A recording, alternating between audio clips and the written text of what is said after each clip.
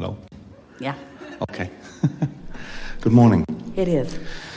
I was thinking about something I seem to have a problem, is desire without fear. I've become very successful, and my work with you over the last 4 years or so has been very, very helpful. But it seems I can't stay focused on the good things without this wave of feeling that it's all going to be taken away. Well, here's the thing. Now, everything that you're saying there, and we appreciate your saying it, even though we just got finished telling you not to ever do that again.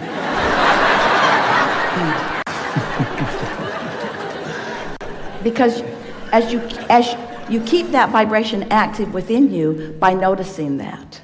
And so it's the same question, how do I get rid of fear or doubt? Well, you get rid of it before it starts. So what you do is you start the next day appreciating where you are. You start the next day through slowly appreciating by focusing upon things that don't activate that contradictory vibration. And when you feel that contradictory vibration beginning to rise within you, don't put words to it, because it would peter out. His name is Peter, and he wants us to stop saying that.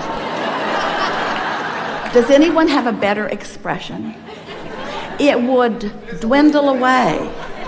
It would fade. It would peter out is the very best word that we have.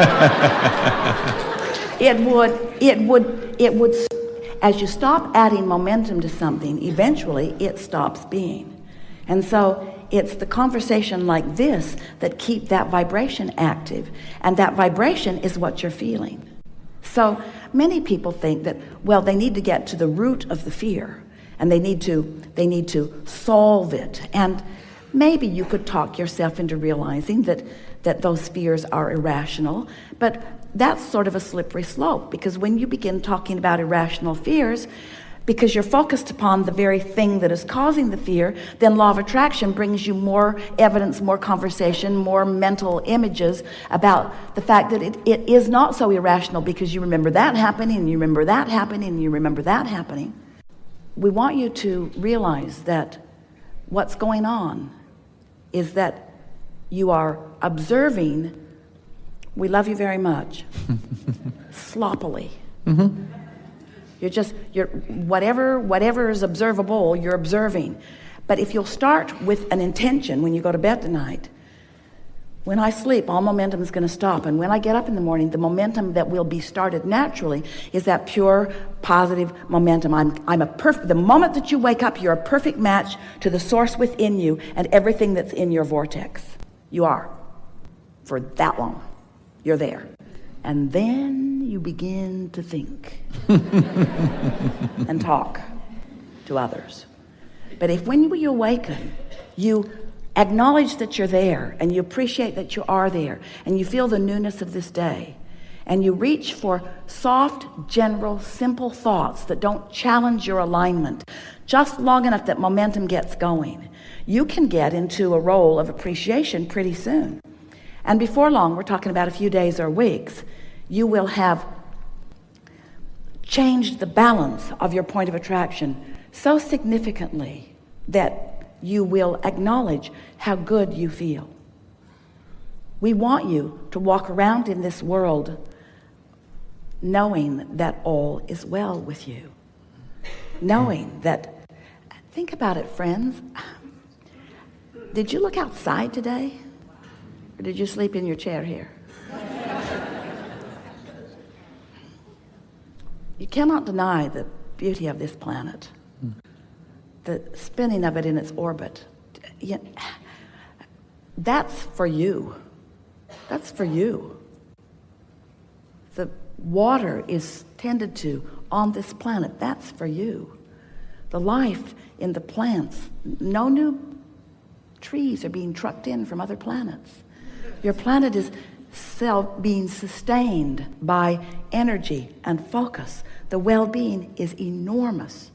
So when you find those things to focus on, and just acknowledge the well-being now that may not be the best subject because you've got so many people beating the drum of global this and global that. We'd like you to start thinking more universally.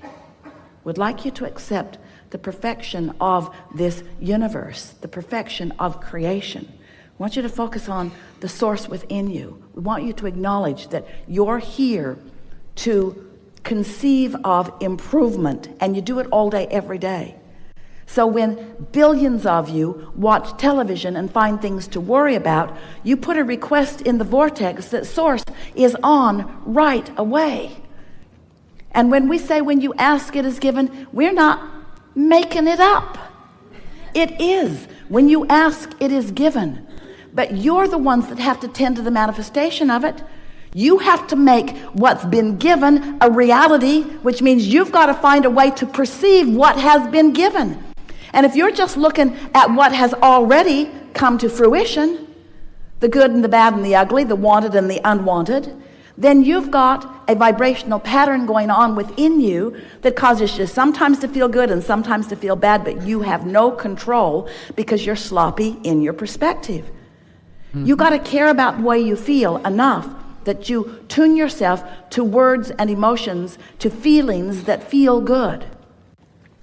So after having a few of these discussions about unconditional love, unconditional alignment, unconditional clarity, Esther is sitting on her porch in Texas looking out at beautiful things in a heightened state of appreciation. Hard to describe how it looked, how it seemed, what she was seeing.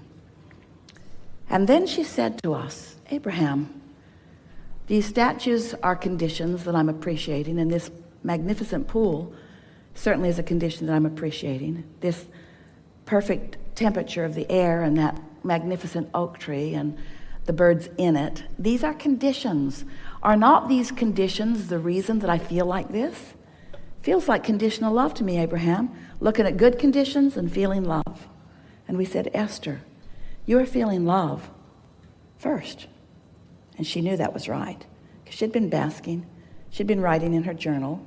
She'd written a whole page of the word fun and appreciation. In other words, she had deliberately, after a few weeks of waking up and wanting to find simple thoughts that felt good, she was really doing the work. She was feeling really good. And then the inspiration to go outside had come to her. She went outside, and then it exploded into a rapturous moment in time. We said, feel the difference between accomplishing vibrational alignment and then. So the appreciation was inspired. Now here's what we're saying to you. You're going to like this. It's new for you.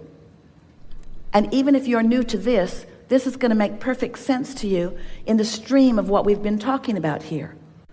So picture this vortex that we're talking about, and just accept with us for a minute that everything that you want is in it, and that your inner being is too. That you have created a vibrational version of the expanded you, and everything you want, the money you want, the relationships you want, the interesting things to focus your life on that you want, enterprises, everything that you want, material objects, everything that you want, physical characteristics in yourself and others, everything that you want is in this vortex. So now you want to figure out how to allow what's in the vortex to flow into your experience. And what's in the vortex is vibrating at a very high, fast frequency, which means if you're not up to speed with it, you're not going to translate it. So these vibrations are going to turn to manifestations for you only when your frequency matches that. You get what we're talking about? So picture a cork floating on the surface of the water, and let's call that high, pure vibration. Hold that cork under the water. That's a low, negative vibration. That's what doubt and fear and all that stuff is. But when you focus away, when you stop focusing on whatever has got you feeling like that, your cork will bob right back to the surface. That's your natural state of being. That's why first thing in the morning, you're more likely to be there. So all of these things that are in your vortex are making their way, usually without your cooperation, into your experience. They're coming to you through the path of least resistance. Can you hear that? Mm-hmm. The thoughts are turning to things through the path of least resistance. You're not helping all that much, because you keep saying, I have fear, I have doubt, I'm worried about this, I'm worried about that. So you keep conjuring more resistance. You don't mean to, but you keep doing it. But Source keeps offering to you through the path of least resistance. And that's why we say you allow yourself to eke out small, minuscule parts of what is available to you because you're sloppy with your thinking. And the reason that you're sloppy with your thinking is because you don't care enough how you feel. And the reason you don't care enough how you feel is because others have convinced you it's not right for you to feel good all the time, you selfish person. You think the world just revolves around you, they say to you, and we say, yes, yes, it does. Yes, yes, it does. Yes, it does. It does. Take care of the way you feel. They'll say, don't you dare be selfish. And what they mean is, don't you be selfish. I'm the one being selfish, which means you got to do what I want you to do. And we want you to understand, you got to find some way of making your energy work for you. You've got to find some way of aligning yourself with you. You've got to find some way. And we've offered processes and processes and processes. All of them help a little bit.